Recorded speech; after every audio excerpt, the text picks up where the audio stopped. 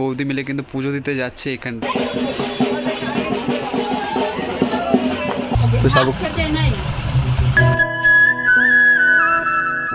Hey guys, good morning, welcome to my new blog. আমার নাম কাবি, তুমি দেখছো মাওটা ফ্যামিলি। তো এখন ঘড়ি কাটায় বাজছে 10টা। আমি উঠে গেছিলাম ঘুম থেকে। আর আজকে কিন্তু মা সকালবেলা কাজ হয়ে গেছে, একবারে চলে আসবে কাজ থেকে, কারণ আজকে হচ্ছে নীল পুজো, পুজো দিতে যাচ্ছে। আর এখানে আমি হাঁটাহাঁটি করছি, আমার পাশে আমার নাম কি বনি বনি আছে। বনি হচ্ছে ফোনটা ধরে দিচ্ছে, যেহেতু আমি একা একা তো পারবো না। বনি এদিকে দেখো, আমার ক্যামেরাম্যান আছে, আমাকে সাহায্য করছে আমার ফোনটা ধরে। তো আমি হাঁটাহাঁটি করছি আর ভিডিও বানাচ্ছি। তো কমেন্ট সেকশনে জানাও যে তোমরা কেমন আছো। বন্ধুরা, আমি চলে এসেছিলাম রাস্তায় ওয়াকিং করতে করতে, কিন্তু তোমাদেরকে একটা জিনিস দেখাই। দেখো, প্রেম কাকে বলে এর কাছ থেকে শেখো। কোথায় এসে রাস্তার ধারে এসে জঙ্গলের সামনে এসে বসে বসে ফোনে গল্প করছে। ওই প্রেমে মজনু হয়ে গেছে। দেখো, ওই প্রেম দেখলে তো পুরো প্রেমে পাগল আর কি। তো যেহেতু আমাদের পাড়ায় নীল পুজো আছে, তো আজকে অনেক চালান দেওয়া হবে। আমি দেখানোর চেষ্টা করবো যদি যাই। তো চলো, আপাতত জন্য আমরা এক্সারসাইজটা তো শেষ করি, তারপর স্নান আছে, মা আসবে। যেহেতু নীল পুজো, তার নীল পুজো উপলক্ষে দেখো মা আর বৌদি মিলে কিন্তু পুজো দিতে যাচ্ছে এখানটায়। দেখো, হাতে কিন্তু ডালা অলরেডি নিয়ে নিয়েছে। আর দেখো, দুজনে কিন্তু সাদা শাড়ি পরে রয়েছে। তো তোমাদেরকে দেখাবো যে কোথায় আমাদের পুজোটা হচ্ছে। আমি রেডি হব, আমার ক্যালিপারে দেখো, ক্যালিপার দিয়ে দিয়েছে। তো আমিও বেরোবো। তো চলো, তোমরা যাও, আমিও যাচ্ছি।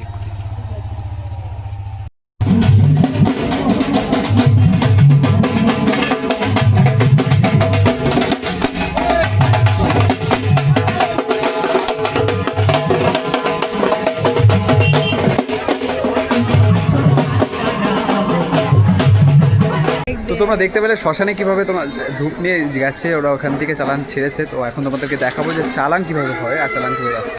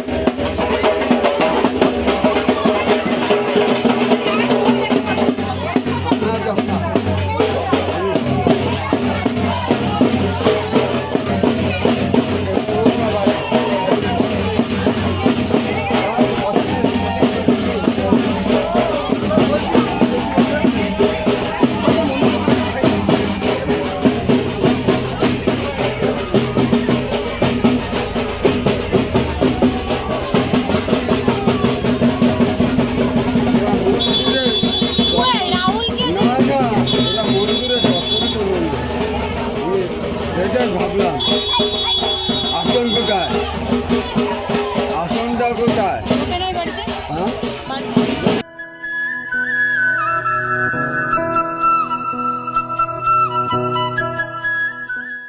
এই দেখো, আমাদের বাড়িতে বোন এসছে, মাম্মাম এসছে। তো তোমাদেরকে বলেছে যে নীল পুজো, তো নীল পুজো দেখতে মাম্মাম এসছে, বোন এসছে।